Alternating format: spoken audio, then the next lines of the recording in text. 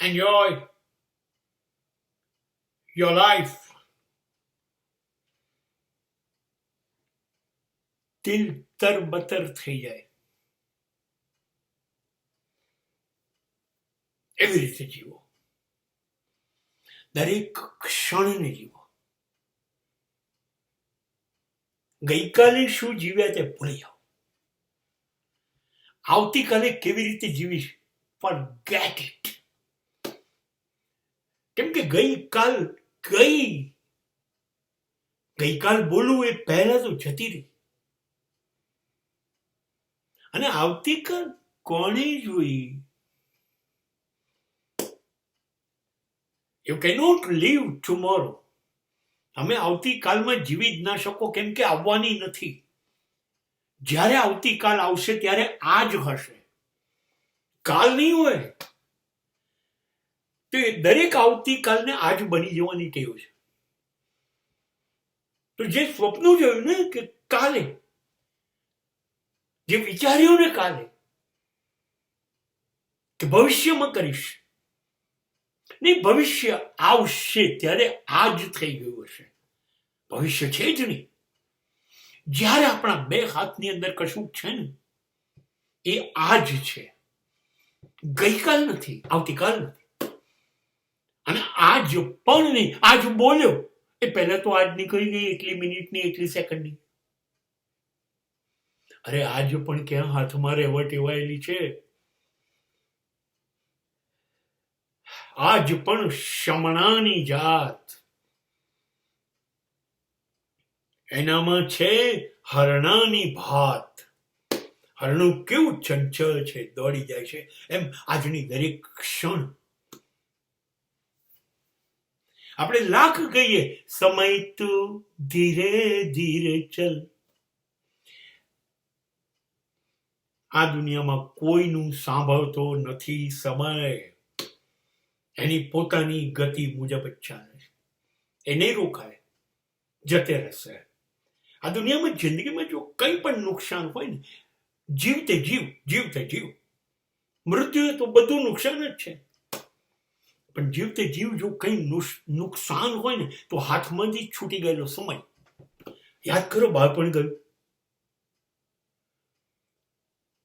હવે યાદ આવે છે જિંદગી પર, ઘડપણ સુધી.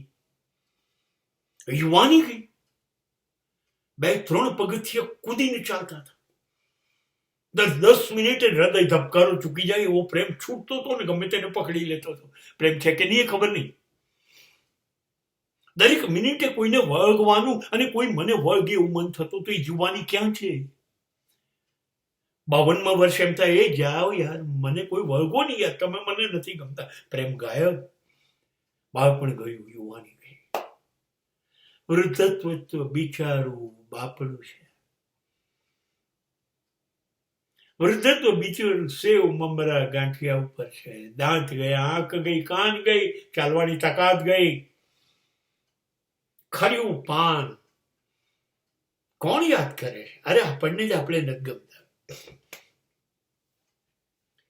સમય ગયો યાદ નથી આવતો. એ સુખ પછી સંભાળના બની જાય, માત્ર યાદોમાં આવે છે. અને એટલે એક કોન્સેપ્ટ એવો છે કે સુખી થઈ જાઓ અત્યારે જ, this moment. Try to B happy maximum. સુખી થઈ જાઓ નહીં, આખું આકાશ પાતાળ ફાડી નાખે એટલા સુખી થઈ જાઓ. ખાઓ તો ખાવામાં ડૂબી જાઓ, પીવો તો પીવામાં ડૂબી જાઓ, નાચો તો નાચવામાં, ગાઓ તો ગાવામાં, દોડો તો દોડવામાં, પ્રેમ કરો તો પ્રેમ કરવામાં ડૂબી જાઓ. 2માંથી એક જ જણ થઈ જાઓ, 2 દેખાય નહીં. શરીર ભલે હોય, બધું દિલ ફાડીને કરી કાઢો. મસ્ત એક ખુશી સાથે જોડાઈ જાઓ. ઉજવણીને, ખુશીને કોઈ ભવિષ્ય ના બતાવો, એને પ્રોમિસ ના કરો કે let us enjoy tomorrow, forget it tomorrow, go to hell. ઉજવણી અત્યારે જ, ઉજવણી ભવિષ્યમાં હોઈ ન શકે. અને બીજી વાત એ છે કે ઉજવો ત્યારે 1,00,000% અંદર ડૂબી જાઓ. કેમ ખબર છે તમને? ઉજવણીની બીજી તક, રિપીટેશન, પુનરાવર્તન, ઝેરોક્સ ઇઝ અ પોઈઝન.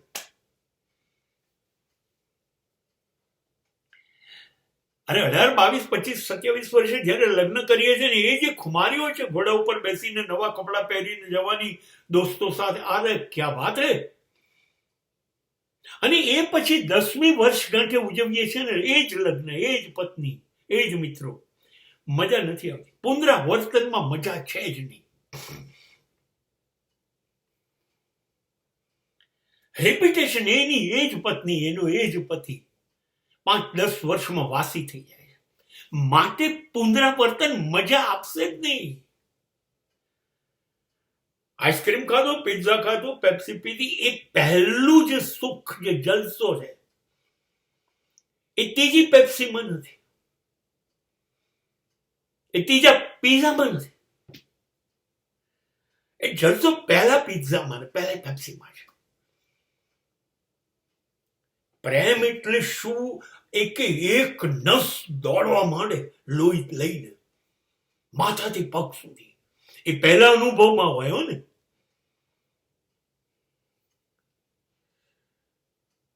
પછી દર વખતે કરીએ ને 8, 9, 10 વખત, એનો અનુભવ ના થાય. એ પુનરાવર્તન છે. એમાં થાક લાગે, એમાં વેઠ લાગે.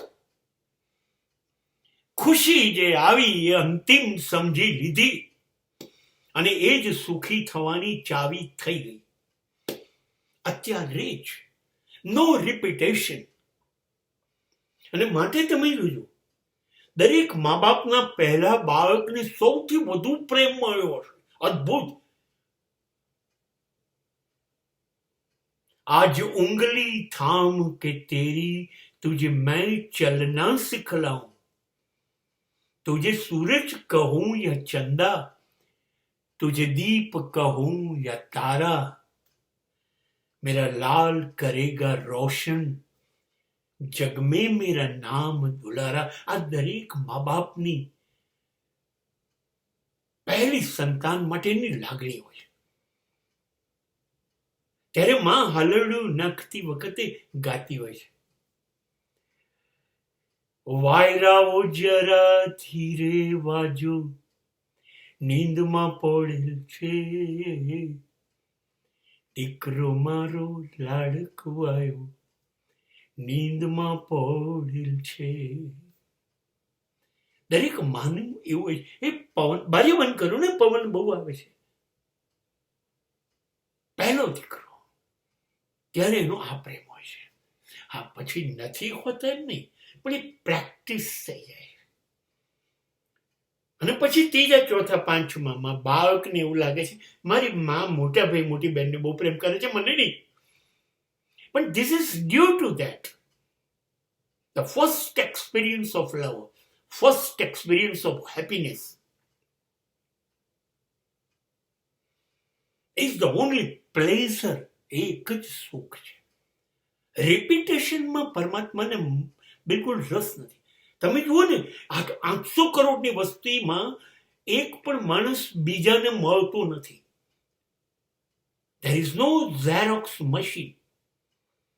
પરમાત્માની વ્યવસ્થામાં ડુપ્લિકેશન છે જ નહીં. એ દરેકને જુદા બનાવે છે. કદાચ કોઈના શરીર મન સરખા દેખાતા હશે આપણને જોડિયામાં, જોડિયા બાળકોના શરીર સરખા દેખાય, પણ દરેકનું મન, દરેકના વિચારો, દરેકની બુદ્ધિ, દરેકનો પ્રેમ ઈશ્વર અલગ જ બનાવે છે. કેમ કે એને એક રૂપતા ગમતી નથી, એને કંટાળો આવે છે. એટલે હું કહું છું, આપણામાં પણ કંટાળો એટલે છે. અને જો એ સાચી વાત છે, સોમવારે તમારી મનગમતી ભાખરીને મનગમતું શાક બને, તમે ખુશ થઈ જશો. રોજ નહીં મજા આવે.